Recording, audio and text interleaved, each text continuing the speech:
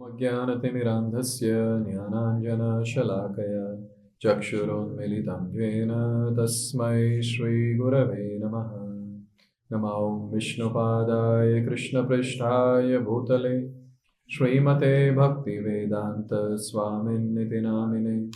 नमस्ते सारस्वते देवे गौरवाणी प्रचारिणे निर्विशेष शून्यवादी पाश्चात्यदेशतारिणे। श्री कृष्ण चैतन्य प्रभु नित्यानंद श्री अद्वैत गदाधर श्रीवासादि गौर भक्त वृंद। हरे कृष्णा कृष्णा कृष्णा हरे हरे, हरे Ram Ram Ram Hare Hare. So in these 9 verses of Jambudvipa, so there are different preceding deities, and there is one topmost devotee who will glorify these different deities. That's the entire section that is given now. So different varshas are given: Ilavrita Varsha, Bhadrashva Varsha, Ketumala Varsha. Then above we have Ramayaka Varsha, Hiranmaya Varsha, Kuru Varsha, Hari Varsha, Kim Purusha Varsha, and Bharata Varsha. So you see the preceding deity is given from the top. So Varaha is the preceding deity of Kuru Varsha. Kurma is the preceding deity of Hiranmaya Varsha. And Matsya is the preceding deity of Ramayaka Varsha. And then here we have Ketumala Varsha. So Kamadev is the preceding deity. Then Bhadrashva Varsha, Hayashirsha, Hayagriva is the preceding deity. Hari Varsha, Narsimha, he is the preceding deity.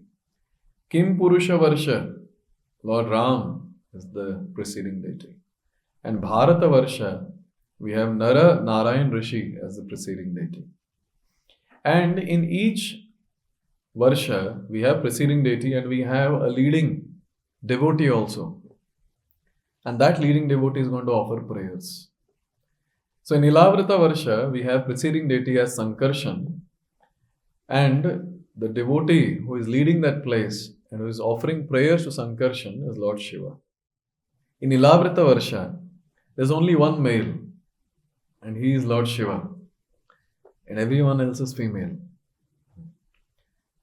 Actually, it was not the case before. Before, there were, because whenever you say a place, male and female should be there. But suddenly, how it so happened that there is only one male and all others are females. Once Lord Shiva and Parvati, they were having very intimate pastimes. And Goddess Parvati, she was not dressed properly. And many great sages, many enlightened souls, they came to that place to take darshan of Lord Shiva. And at that time, Mother Parvati and Lord Shiva, in that intimate position, they felt embarrassed, especially Mother Parvati. And she tried covering her body in various ways. And now the sages, when they saw that intimate position, they felt it's not the right time to take darshan of the Lord. So they left. So that time, Mother Parvati felt so embarrassed. She cursed the entire place, saying that whoever enters this place will become a female. So from that time onwards, it is given that Ilavrita Varsha is filled with all Matajis, and there is only one Prabhu, and that is Lord Shiva and his Prabhu Sankarshan. So this is the background.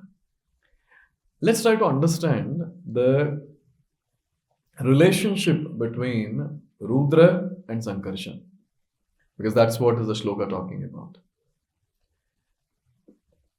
In 3rd canto, we have a description where Lord Brahma created Chatush Kumaras. And when they were created, Lord Brahma said, that's the entire universe is empty. You please create progeny and fill the entire universe. The 4 Kumaras said, no, we cannot do this. We will not take this risk of entering family life. We will join Brahmachari ashram. And they remained Brahmacharis. But now Lord Brahma couldn't take it. But see, Brahma is a very elevated soul. He is not like you and me. Very elevated soul with high consciousness. He was getting angry. The anger was there, but he controlled it within. But unfortunately, that anger couldn't remain within. Immediately it came out from the middle of his eyebrows as a person. And this person's complexion was bluish plus reddish. That was the complexion. And he started crying loudly. And crying is called as Rudra. Therefore, this personality was named by Brahma as Rudra.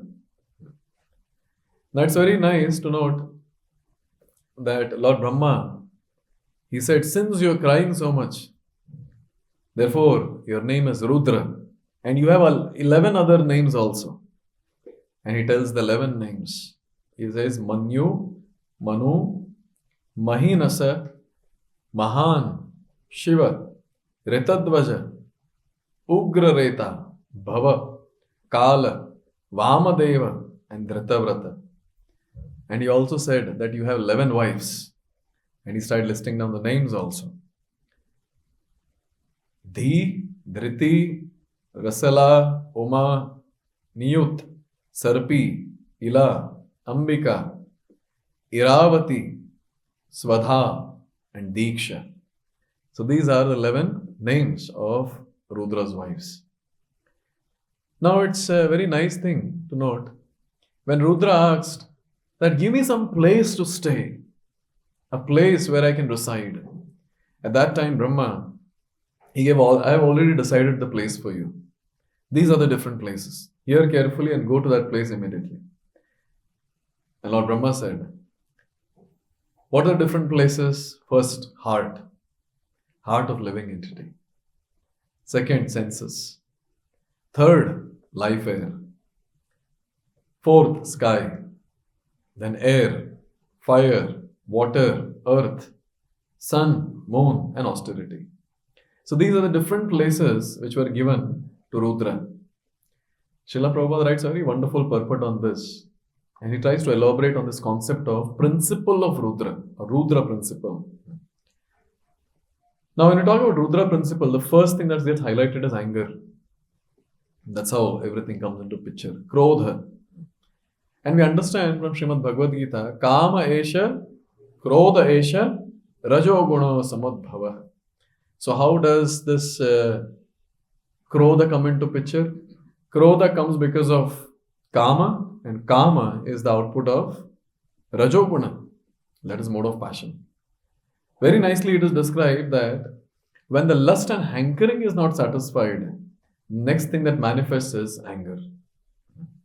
And we will see that also in our day-to-day life. We might be acting as Virakta sannyasis in Brahmacharya ashram or elsewhere, trying to portray as some elevated soul. But we can analyze for ourselves. As soon as whatever we are attached to that is taken away, be it something, or be it some position, or be it some prestige, or whatever it is, or someone tries to hurt our ego, immediately thing that takes place is that we are dissatisfied, and that manifests as anger. And that clearly shows that we are not there. We are at low level, very, very low level of consciousness. Very beautifully it is said that those people who are elevated in their consciousness and who are making their way back home, back to Godhead, they are Samadarshi in their vision, in their activities also. Chitatmanaha prashantasya paramatma samahitaha shitoshna sukha dukkheshu tatha man apamanayoho. So even man and apaman, both he treats it as equal. For him it doesn't matter because he is not attached to any of it. So even if something is taken away, it doesn't matter for him. And we see this, many examples that we have given previously also in Srila Prabhupada's life. Respect or disrespect. It be it fame or be it some person who is defaming Srila Prabhupada. Prabhupada is Samadarshi. Now for him, he is equipoised in all the different situations. And one nice point that is mentioned here is, this most sinful and inimical passion is represented as ahankar, false ego. false egocentric attitude of thinking oneself to be all in all. The egocentric attitude is a manifestation of the Rudra principle. Therefore, we're discussing this subject matter. So, what is egocentric principle or egocentric attitude is a Rudra principle. And what is egocentric principle? Thinking oneself to be all in all. After all, we have come to this material world to think like this only. And every single person on this planet, including me and all of us, some or the other point of time, we feel the entire world revolves around us. I am the center and everything is revolving around us. But actually, pole star is the center and everything revolves around pole star. But the time when we start thinking that I am some star, naturally we feel everything revolves around us. And as soon as that gets hampered, as soon as we start realizing or someone makes us realize that you are not the star, immediately we become that shooting star. Yes. And that that gives rise to a lot of anger. And that's what Prabhupada is saying here. This Rudra principle is there in the heart. Egocentric attitude is in the heart, wherein Krodha is generated. And when the anger develops, what happens? It is expressed through red hot eyes. And sometimes makes a display of clenching his fist and kicking his legs. So Prabhupada is trying to tell that how these different places that is given by Brahma to Rudra, that is heart, senses, etc., how that gets manifested when someone is angry. We can see that in our own self. When we become angry, what are the different things that take place? So eyes become red. We want to punch a person, but then we might not have strength to do that, so we hide the fist.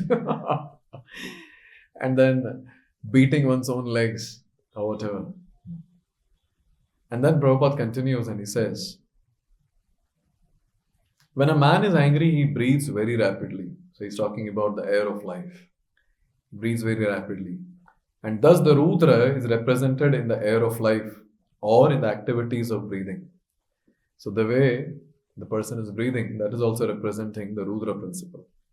Now what about the sky, air, water that Prabhupada was talking, or Brahma was talking about? That these are different places where you can reside. When the sky is overcast with dense clouds and roars in anger, that represents the Rudra principle. See, as soon as the weather is cloudy, which mode takes over? Mode of ignorance. Natural. That's the Rudra principle that we're talking about. Wind blows very fiercely. So at that time also, Rudra principle is manifested. In Sri Vrindavan Dham, when Trinavarta, when he came, so at that time it was described, it was whirlwind, so dusty, that it was getting into everyone's eyes. And everyone's eyes was closed. And they were not able to see Krishna. And there one of the Acharya comments that when the person gets into mode of ignorance, naturally you cannot see Krishna. So this is also a sign of ignorance. A Rudra principle. Then the sea water is infuriated by the wind. It appears in a gloomy feature, which is very fearful to common man. Again, principle of Rudra. I sometimes wonder, obviously when we are playing in the ocean, we don't want to come out. We enjoy with those waves coming. But just imagine if we have, say, 5 feet waves, maybe we might tolerate. Increase it more and more. And when we have kilometers high of waves that is coming, I don't think we'll be enjoying that. Just imagine the tsunami and other things that took place. What will be the situation of people? They might also be playing and enjoying in the waves, and suddenly, maybe they might be telling, now it's coming, now it's coming. It's huge. It's going big. That thing will surely get in a lot of fear. And that fear is the Rudra principle that we're talking about. When there is an inundation over the earth, we can understand that this is also a representation of Rudra. When fire is ablaze, we can also experience the presence of Rudra. So this huge fire, again this Rudra principle. So you see all these different elements of ignorance, anger, fear, all these different things will manifest and all these different things are given, details, this is what is pointing towards. There are many sages empowered with the influence of austerity, and many yogis, philosophers, and renouncers who sometimes exhibit their acquired power under the influence of Rudra principle of anger and passion. So, why it is said that Rudra, you have a place in tapasya also, austerity also. Many of the times it happens that when a person does a lot of austerity, so at that time the first thing that takes place is humility goes off, pride comes in. And that pride, the person will use, in that pride, the person will use all these different things that he has acquired by doing austerity, any power for that matter, to curse people. Any example from Shastra? The famous Durvasa Muni. Very difficult to comprehend that entire situation. Durvasa Muni is going out to take bath, and Amrish Maharaj is waiting. Varan time is going off, and now Amrish Maharaj is thinking what to do. All the ministers, they said, all the Brahmanas, no? They said, from Shastra, if you drink water, it's like breaking the fast, and at the same time, it's equivalent to not taking grains. So, it's very nice. So, take water. He took water. And that too, it is described, very little water, just to break the fast. Now, Durvasa Muni comes there. And purposely, this person, Durvasa, that day was taking long bath. He was not chanting Hare Krishna. He was busy meditating on impersonal Brahman. It is described that he comes there. Now see, when anyone does any austerity, naturally some power will manifest. And here, Durvasa Muni had mystic power. Just by looking at Amrish Maharaj there, he could make out what had taken place. All these Brahmanas, they told him to drink water, and he's drunk water. And now sometimes, if this question comes, he just took water. What's your problem? But he became so angry. He took it to his ego. I am your guest, and I have not taken anything still. How dare you took water? And immediately he cursed. And that curse manifested in the form of the Kritya, the fiery demon. So what's the point of austerity if the person is going to behave like this? So at times, even for devotees for that matter, since we do some austerity of maintaining our purity, it might be possible that it might get into our head, I am also something. And then we start offending people around who might be potential devotees, who might not be devotees yet, but might be potential devotees. And it is seen that just because of this devotee, the potential devotees will not become devotees by his behavior. Sometimes people ask, what's the point of doing so much of austerity and all these different anathas are manifesting? What's the point? This is for outsiders. For the renunciants, obviously they do a lot of austerity. The biggest austerity is to control one's own sex desire, sense gratificatory tendencies. So as soon as the person starts doing it for some time, naturally it gets into the head, and that person might start offending various different devotees around who might not be renunciants. And naturally, this renunciant will also get into the other group. Therefore, it's very important that as soon as we feel that we are doing austerity and I'm great, immediately we have to understand the next austerity is to remain humble in that particular situation. Very, very important. Because this principle, if not followed, then there is a high chance of a renunciant falling down. I'm not remembering the names of personalities. It comes in one of the scriptures. This was in Radhakund, where a great Mataji was there. And there was another personality, was another great saint in that place. But just because she was a Mataji, this person insulted her, and it is described, this great personality, he fell down from his position. You see, what's the point of being very, very austere and offending people around? So this is a principle, again, Rudra principle. Any Rudra principle that you remember? Shringi. Shringi is another classic example. So, being a Brahmana taken over by a Rudra principle, this person cursed such a great personality like Parikshit Maharaj. After Shringi cursed and he came back to his father, what did his father say? You have done a great blunder today because you have cursed such a great devotee, such a great personality. So again, this is by Rudra principle. This cursing, counter cursing, arguments, all these are different elements of Rudra principle, you can say. So the point is, this personality Rudra was given the place in austerity. And we can easily detect that when the Rudra principle is manifesting, when the austerity is used in a irresponsible way. So this is about Rudra being created by Lord Brahma. Now let's switch to another topic and try to understand. In 5th Canto, chapter 25, we'll be seeing this. It talks about the glories of Ananta Dev. So Lord Ananta and Sankarshan, they are the same personality. So this is the entire universe. You see Garbhodaka ocean. What is Garbhodaka ocean basically? It's the perspiration of Garbhodakshay Vishnu. And in that we have Lord Ananta or Sankarshan. It is described the entire universe. Ananta Dev is holding on one of his hood. He has many, many thousands of hoods. On one of the hood. And that particular universe, it looks like, obviously this Ananta Dev is shown small. But otherwise, the entire universe looks like a white mustard seed. A white mustard seed. Now imagine such a big universe. And we are trying to understand the universe technically through these different chapters of 5th Canto. But that appears as a very, very small white mustard seed. See, this is Ananta Dev. And we have this hellish planets. And above that we have the Rasatala planets. And above that we have the place where we are staying, where we're talking about all these Varshas.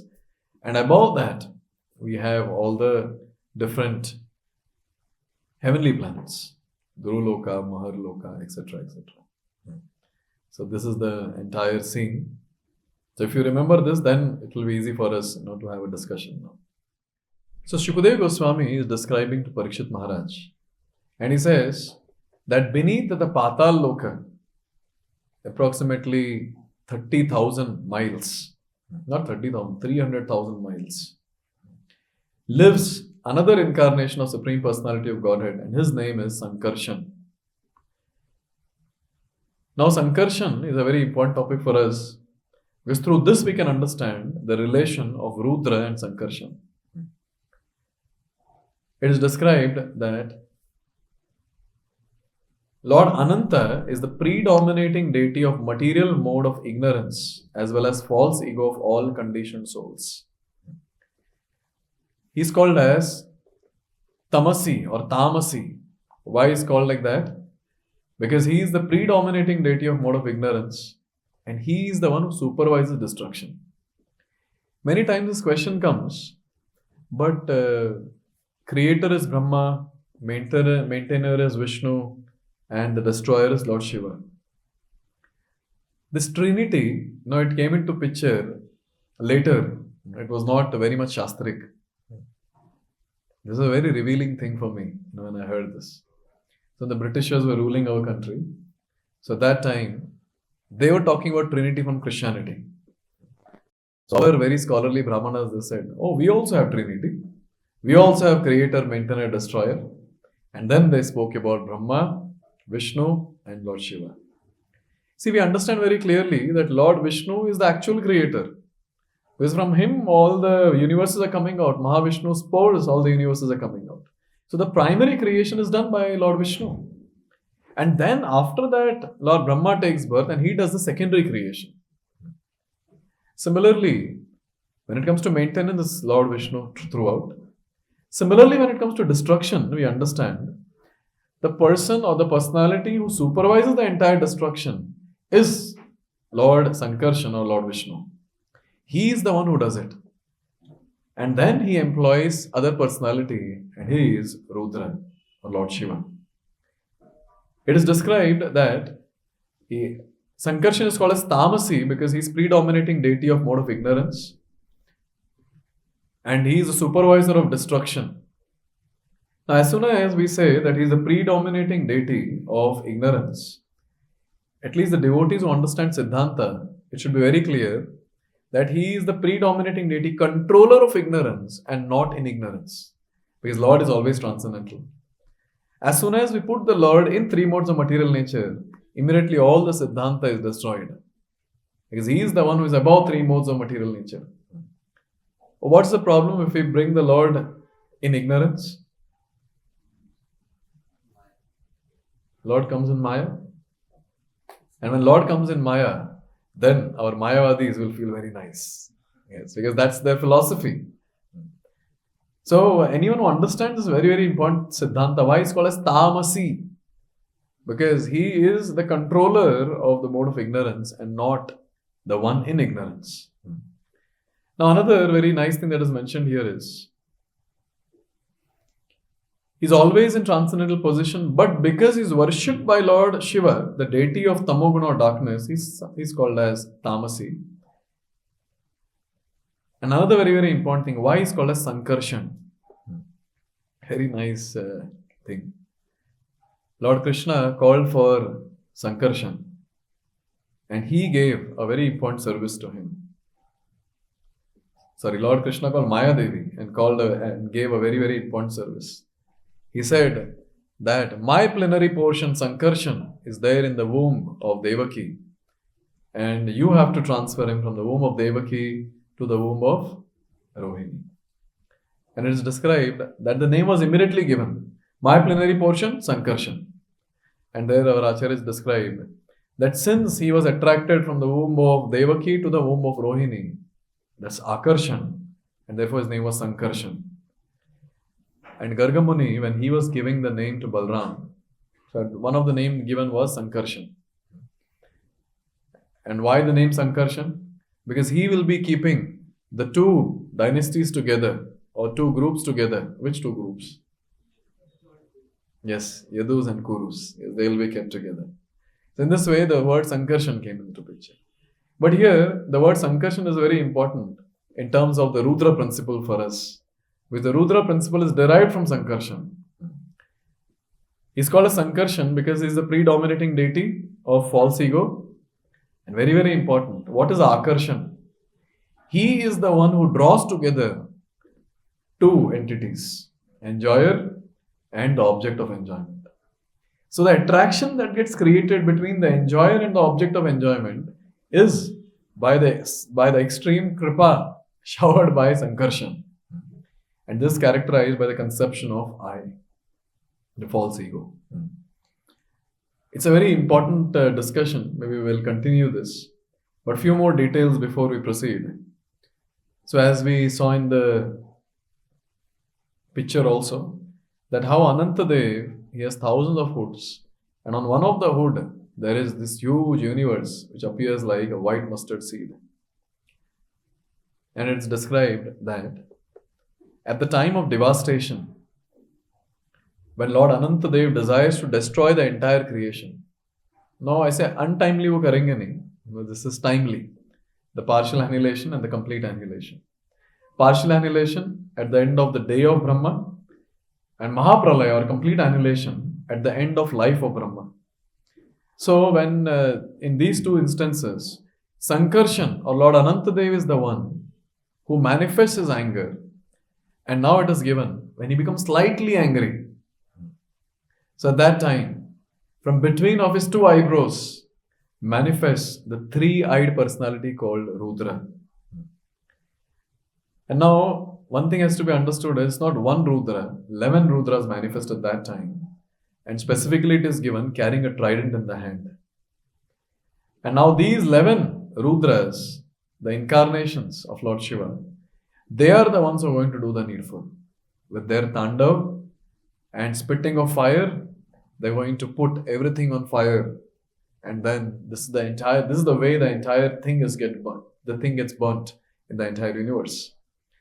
So now you see the relationship between Rudra and Sankarshan.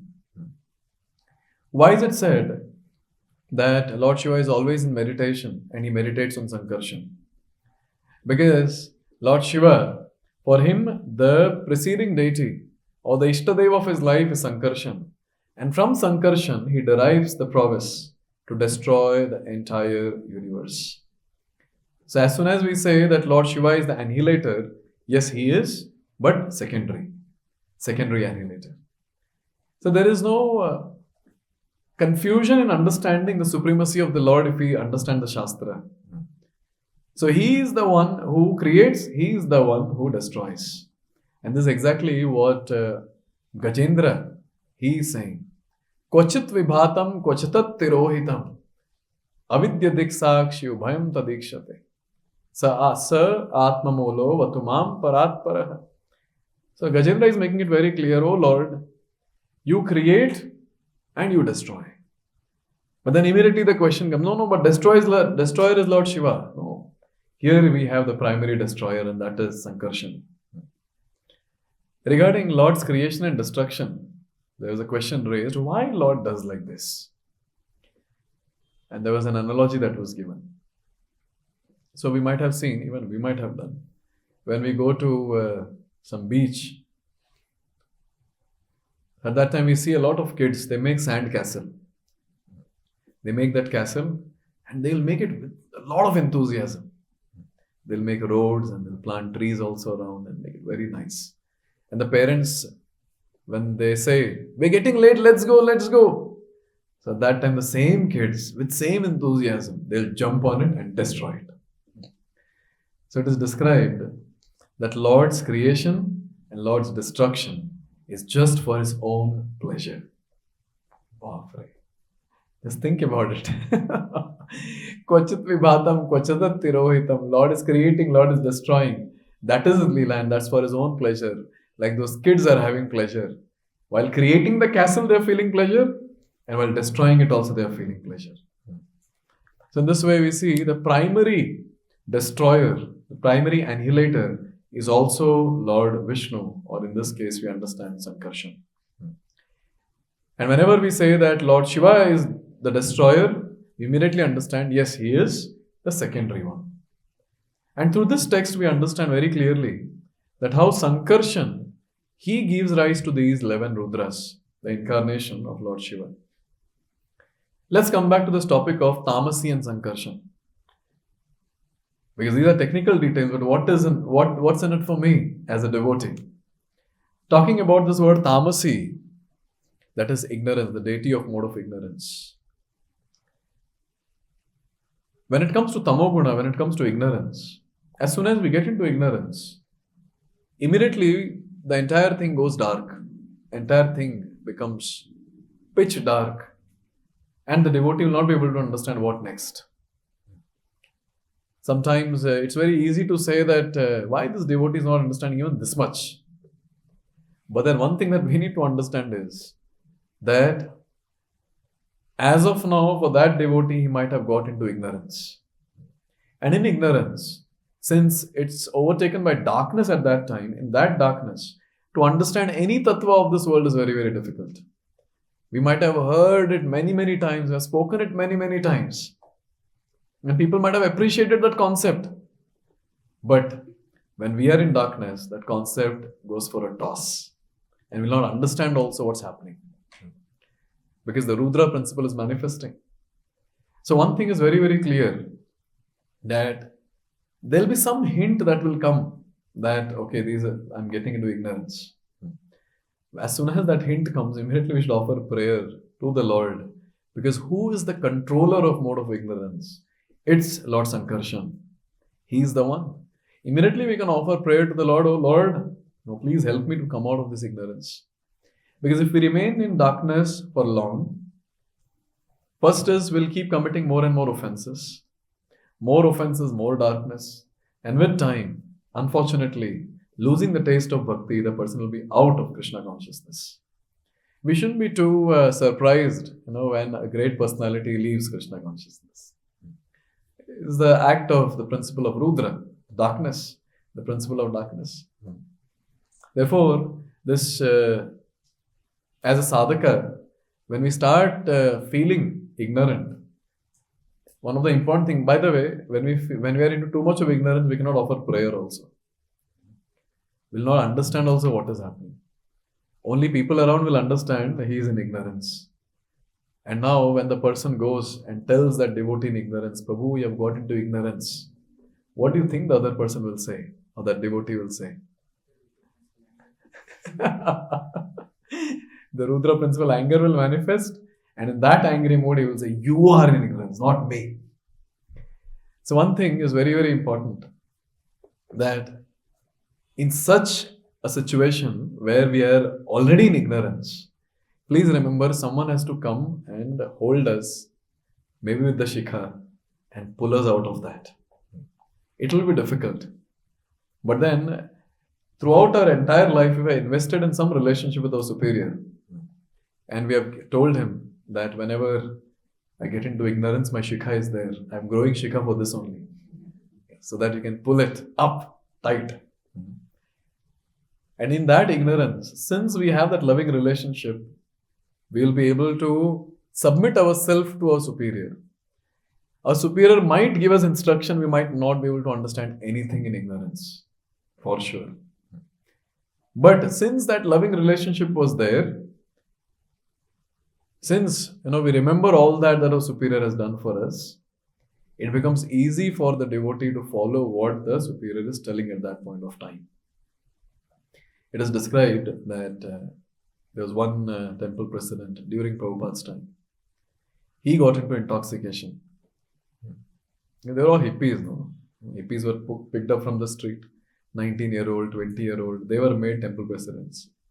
And Prabhupada got to know this. Tamal Krishna Maharaj told him that, so and so temple president is into intoxication. And immediately Prabhupada said, tell him if he does not stop it, I'll reject him. Tamal Krishna Maharaj, he gave the message to the temple president. And what do you think the temple president might have done? He gave it up immediately. Because that love and affection which he had for Prabhupada, and the mercy that Prabhupada showered on those people, they were able to feel it. And only for Swamiji's pleasure, he decided he'll give it up. And then at that time, after giving that message, Tamal Krishna Maharaj asked Prabhupada, so Prabhupada, were you really planning to reject him? And Prabhupada smiled and he said, no. No. This is the merciful nature of the Guru. And the Guru showers the blessing, he showers the love, he showers affection through the instructions. And when the devotee sees that by these instructions I'm elevating myself in Krishna consciousness, he also naturally develops loving affection towards one superior. And when a person gets into ignorance, it's very difficult to come out of it. But this element of that loving relationship is going to save the person. Otherwise, it's very difficult. Those devotees, unfortunately, who have never ever invested their time and never took care of developing that mode of submissiveness and loving affection towards the superior. Unfortunately, we will see that they are the ones who exit, firstly, brahmacharya ashram, and in general for devotees out of devotional service. You can check with n number of people. Whoever has exited devotional service, you can just interview him and see. That shelter, when it is lost, that's the time when people exit. We see this in the case when Prabhupada disappeared from this world. Many of his disciples at that time, they're feeling so shelterless that unfortunately, in their own ignorance, they left. They left the moment. So therefore, this is the very heavy concept of ignorance. Very heavy concept. But in a Bhagavatam class, if we are in ignorance, we cannot understand the concept of ignorance. Very difficult. Yes. Second one is Sankarshana. False ego, or the predominating deity of false ego, or I'm talking about the word Sankarshan, and that is Akarshan between two entities. That is the enjoyer and the sensor or the object of enjoyment. This is also a very important principle that we need to understand. This is also ignorance, this ahankar, I. So as soon as we have this very strong attraction for anything in this world, any sense object of this world, we have to understand this is because of the ahankar that I have. And this ahankara is manifested because of the principle of ignorance. We can also call it as Rudra principle. It's very important to note, as devotees, we are expected, especially as followers of Chaitanya Mahaprabhu, Vairagya Vidya Nijay Bhakti Yoga. So this is exactly what Chaitanya Mahaprabhu has given us, Vairagya and Vidya. So it's very important that devotees contemplate on this, how much Vairagya is getting developed with time. It shouldn't happen that we gave up things outside. We came in the temple and we got attached to various things in the temple. What's the point then? As soon as we feel that we are developing attachment to certain things of this world, immediately the alarm should ring in the mind that this is because of this principle of ignorance. This ahankar, me and mine, aham and mameti. So as soon as this comes into picture, the devotee should realize that, see, one thing I would like to highlight. Those devotees who have sincerely practiced bhakti every single day, and due to some reason getting into ignorance, and due to that getting these attachments, that devotee will be able to make out, I'm doing something improper. Only that devotee will be able to make out. But जो पहले से ignorance में है, for him to make out that he is ignorance, very difficult. If he is any sincere devotee, Krishna will inspire, beta, you're doing wrong. But insincere devotee, unfortunately, you see, those are the ones who will create ruckus in the entire organization. They are the ones. Because of their insincerity, they'll create so much of ruckus, so much of mess. And the sincere devotees at the top, instead of doing their sadhana bhakti and getting immersed, in Krishna consciousness, they have to focus on this and sort out the mess that is there. Therefore, I always make this point in a class that it's very important that we realize what is the service that we need to offer in the organization. The first service is to be sincere in Krishna consciousness. Only because of our insincerity, so many different exalted souls, they have to put their focus on us to solve the problem. You see, any problem that comes in our organization, immediately the GBC becomes alert, the bureau becomes alert, temple presidents are alert, and all of them have to put their head into all these different subject matters. And various different senior devotees, they have to put their head into this subject matter to sort out the problem created by one insincere devotee. So this is the first service that we can do in the organization in this moment, that is to be sincere. Second thing, such sincere devotees will be able to realize very clearly that I am getting attached to something that I shouldn't be attached to. Be it the opposite gender, be it some project, be it some person whom we call as our subordinate or mentee or counselor, disciple, whatever, we'll be able to make out. And when we are able to make out that sincere devotee will offer prayer to the Lord. Na dhanam, na janam, na sundari. I don't want. The only thing that I want is Mama Janmani, Janmanishware, Bhavatat Bhaktir, Ahituki Tvai. He'll be able to offer that prayer. And since he's offering that prayer, tell me, Krishna, who is a person, why will he not sanction that prayer? Why will he not help the devotee to come out of that ignorant state of ahankar? Lord will surely help. Why will not help? The only thing is, the prayer is important, where he expresses the desire that, oh Lord, I want to come out of this mess that I'm stuck in. Please help me. And see, renunciation in the heart is the gift of the Lord. It is not something that we can just develop, with few lectures or some study of Shastra or whatever. It's the gift of the Lord. When the devotee offers the prayer, if Lord desires to gift, he will gift. And when that gift is given in the heart, naturally the renunciation manifests. Detachment will just be an obvious thing that will be displayed in the activities of the devotee.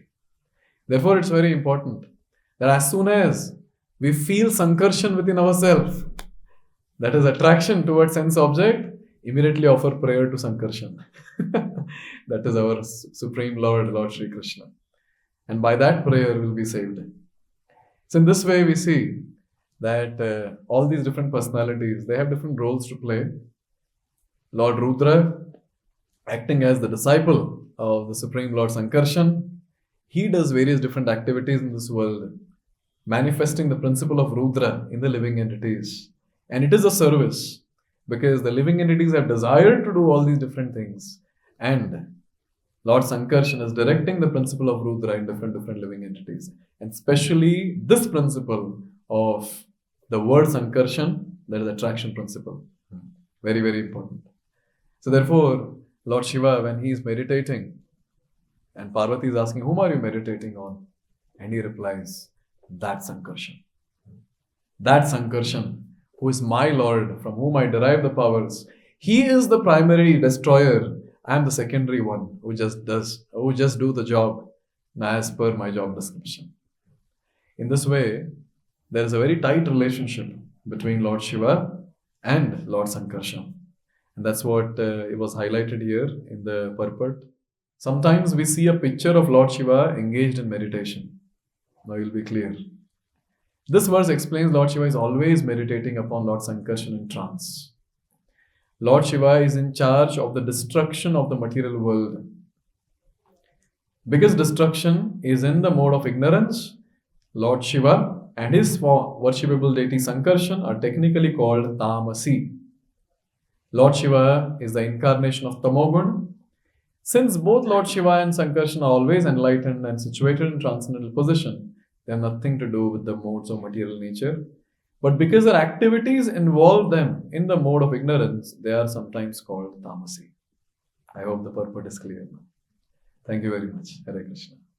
Grantaraj Srimad Bhagavatam ki, Jagat Guru Srila Prabhupada ki jai.